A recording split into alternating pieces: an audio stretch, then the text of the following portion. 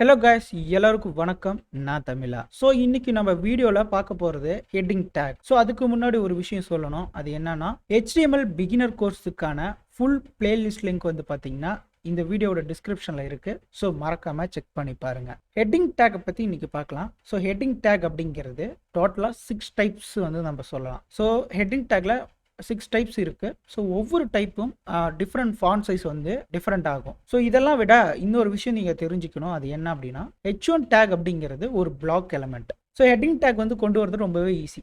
So open end tag. So H1 plus tab. So press பண்ணோம்னா நமக்கு heading take கிடச்சிரும். So இப்போ வந்து நம்ம கண்டென்ட் டைப் பண்ண போகிறோம். ஸோ நான் தமிழாக டைப் பண்ணிட்டேன்.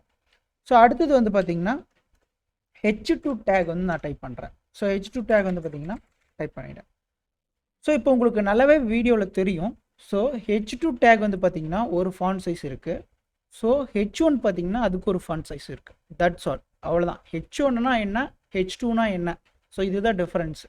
ஸோ இந்த மாதிரி H3க்கும் ஒரு டிஃப்ரெண்ட் ஃபாண்ட் சைஸ் இருக்குது. H4க்கும் H5 அண்ட் H6 எல்லாத்துக்குமே ஒரு ஃபாண்ட் சைஸ் வந்து இருக்கும். ஸோ இதுதான் வந்து பார்த்தீங்கன்னா H1 டேக்.